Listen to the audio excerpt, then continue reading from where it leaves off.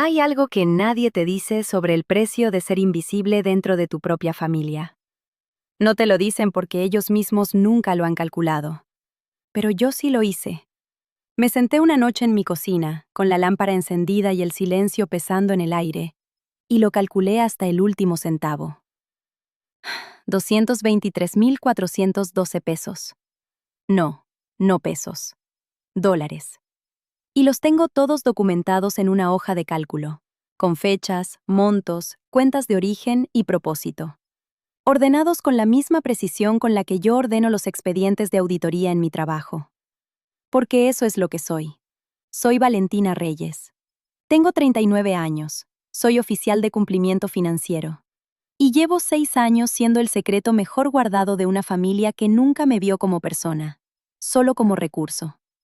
Pero antes de llegar al final, que es un hábito que tengo desde niña, necesito contarte desde dónde empezó todo esto. Porque una sola decisión mala es un error. Una cadena de decisiones que se repite durante 6 años es una estructura. Y cuando vives dentro de una estructura, a veces no puedes ver su forma hasta que alguien te la muestra desde afuera, o hasta que tú misma enciendes la lámpara y decides mirar. Llevo 11 años trabajando en cumplimiento financiero para una firma de auditoría regional en esta ciudad. Llegué aquí a los 24 años con una maleta, una carrera recién terminada y la convicción de que el dinero bien documentado no miente. Eso me gusta del dinero, que tiene origen, que tiene rastro, que cada discrepancia, tarde o temprano, sale a la superficie. Vivo en un departamento en el piso 14, con una vista que me costó años de trabajo construir. Y me gusta mi vida, en esa forma particular en que las personas calladas aman las cosas que les dan control.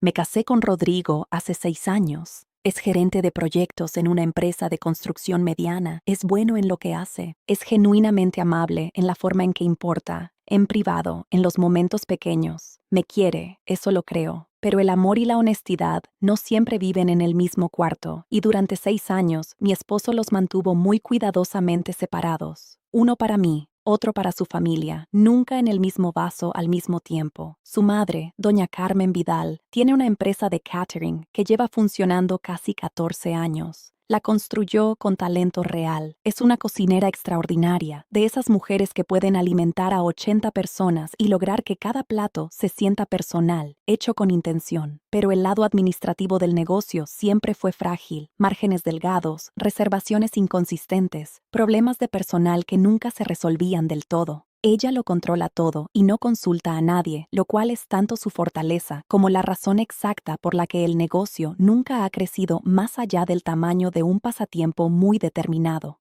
Dentro del primer año de matrimonio, los faltantes empezaron a llegar a nosotros, a Rodrigo, oficialmente. Pero el salario de Rodrigo, después de la hipoteca, el coche y los gastos compartidos, no alcanzaba para cubrir las deudas de proveedores de una empresa de catering. Entonces venían a mí, siempre enmarcado como algo temporal, siempre descrito como ahorros en común. Rodrigo le decía a su madre que estaban sacando dinero de los ahorros, lo cual era técnicamente cierto. Los ahorros de mi cuenta personal, los que yo había construido sola antes de conocerlos siquiera. La primera transferencia fue de $4,000, una factura de proveedor que se había acumulado. La recuerdo porque le pedí a Rodrigo que me mirara a los ojos cuando acepté hacerlo, y lo hizo, y me dijo que era algo de una sola vez, y yo le creí, porque quería creerle, y esa es la razón más vieja del mundo para equivocarse. Necesito contarte sobre el patrón, porque un mal momento es un evento. Un patrón es algo completamente diferente. Vives dentro de él sin siempre ver su forma. Durante 6 años observé cómo la madre de Rodrigo me trataba de la manera en que la gente bien educada trata a los muebles que no eligió, con una tolerancia amable que nunca se convertía en calidez. En las reuniones familiares, ella consultaba a su hijo cada decisión importante y dirigía sus preguntas al aire a unos centímetros sobre mi hombro izquierdo. Cuando el negocio tenía una buena temporada, llamaba a Rodrigo para celebrar. Cuando tenía una mala, lo llamaba en crisis. Y para cuando él llegaba a mí, el monto ya estaba decidido, la urgencia ya estaba establecida y el tono de voz que me rodeaba asumía mi cumplimiento como algo automático. Porque en la versión de los eventos que manejaba esa familia, el dinero era de Rodrigo, las decisiones eran de Rodrigo y yo era la mujer que había tenido la amabilidad de acompañarlo. Una vez, con cuidado, en una cena familiar durante el segundo año, mencioné que quizás podría ayudar a contratar a un contador de medio tiempo. La mesa quedó tan en silencio que pude escuchar las velas. Mi suegro cambió el tema. Carmen sonrió de esa manera en que la gente sonríe cuando ha decidido no reconocer algo. Rodrigo me tocó la rodilla por debajo de la mesa, lo cual entendí en ese momento como afecto. Ahora lo entiendo como una señal para que dejara de hablar. Dejé de hablar, empecé a documentar, no porque planeara usarlo, no entonces. Lo documenté porque soy oficial de cumplimiento y no transfiero dinero sin mantener un registro. Es reflejo, es profesión, resulta lo más útil de mí en esta historia. Hubo un período alrededor del tercer y cuarto año en que hice las paces con el arreglo, convenciéndome de que tenía sentido. Me dije que esto era lo que significaba casarse con una familia con hábitos financieros distintos, que contribuir sin crédito era una forma de generosidad, que estaba manteniendo algo frágil con vida y que había dignidad en eso, incluso en el silencio. Construí otras cosas durante esos años. Me ascendieron 2 veces. Pagué la hipoteca adelantada. Los fines de semana salía a correr por las mañanas antes de que Rodrigo despertara, moviéndome por la ciudad a un ritmo que se sentía mío. También comencé a separar dinero, no escondérselo a Rodrigo. Se lo dije directamente hace 2 años, que iba a mantener una cuenta personal completamente separada. Me preguntó por qué. Le dije que porque lo necesitaba, lo cual no era una respuesta completa, pero era enteramente verdad. Él aceptó porque me quiere y porque entendía a algún nivel, uno que todavía no estaba listo para decir en voz alta, que yo había ganado ese derecho. Para cuando me llamó Lucía, ya me había protegido de la mayor parte de la exposición. Lucía tiene 26 años y es la única persona en esa familia que alguna vez me habló como a una persona completa. Me llamó un miércoles por la noche y estaba nerviosa y me dijo que pensaba que debía saber algo. Su madre había organizado una cena familiar y el plan era presentarme un nuevo acuerdo de cofirma para un préstamo de expansión. Habían solicitado una expansión que triplicaría la deuda del negocio y requería un garante personal con ingresos verificados y buen historial crediticio. El mío específicamente, porque el historial de Rodrigo tenía 2 pagos tardíos en una tarjeta de crédito 2 años atrás, y su madre lo sabía. Lucía dijo que no le parecía correcto. Dijo que pensaba que yo merecía tiempo para prepararme. Tenía razón en los 2 puntos, y voy a estar agradecida por esa llamada el resto de mi vida. Pasé los siguientes 14 días siendo extremadamente metódica. Me reuní con un abogado financiero llamado Ernesto Garza, una referencia de una colega, alguien que yo nunca había usado y que no tenía ninguna conexión con la familia. En nuestra primera reunión, expuse el historial de 6 años. Él estuvo en silencio durante la mayor parte de la exposición. Cuando terminé, dijo, ¿sabes que esto nunca fue formalizado como préstamo? Le dije que lo sabía. Dijo, eso complica la recuperación, pero no cambia el valor de la documentación.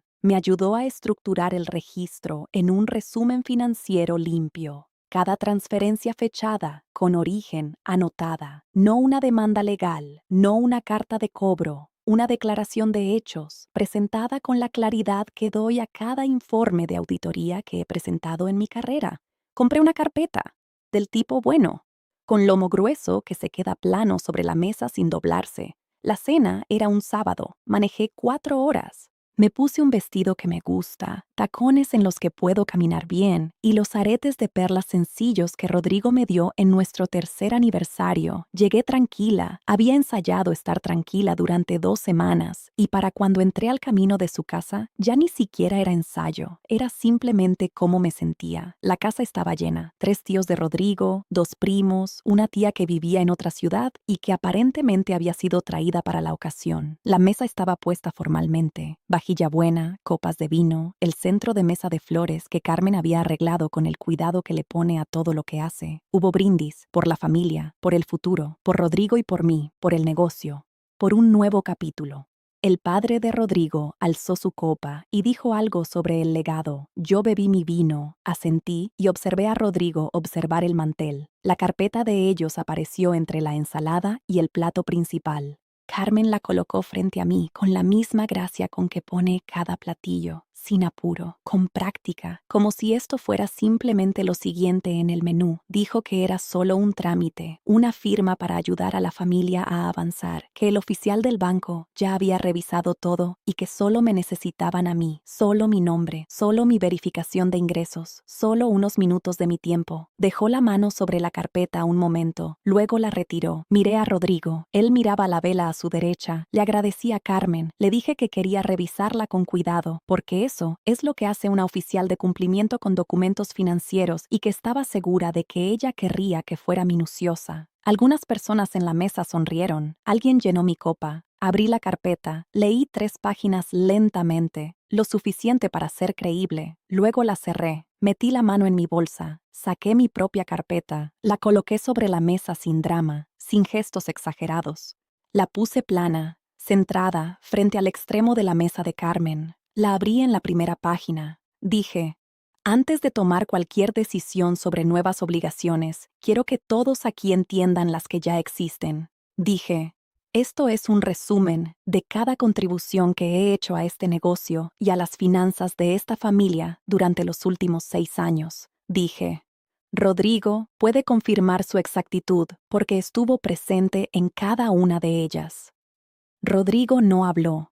Le di a la habitación un momento para respirar. Luego dije, $223,412, nunca formalizados, nunca discutidos, nunca reembolsados, descritos consistentemente ante esta familia como provenientes de ahorros en común, que es como mi esposo lo caracterizó, y que ahora le pido que aclare. La sala hacía varias cosas a la vez. Carmen leía. Su rostro atravesaba expresiones que yo nunca le había visto. Uno de los tíos había dejado el tenedor. El primo más cercano a mí se inclinó levemente hacia adelante y luego se contuvo. Rodrigo dijo mi nombre una vez en voz baja. Lo miré con calma completa y le dije, creo que este es el momento correcto para la honestidad. Carmen intentó reformular la situación 3 veces. Dijo que los números debían estar mal. Dijo que era dinero que había circulado dentro de la familia, que eso era diferente. Dijo que este no era el lugar. Cada vez respondí brevemente y sin calor. No discutí, no alcé la voz. Simplemente confirmé que la documentación era correcta y que el abogado cuyo nombre aparecía en la carta de resumen podía ser contactado el lunes si alguien deseaba verificar la metodología. Cuando dijo que esto no podía ser verdad,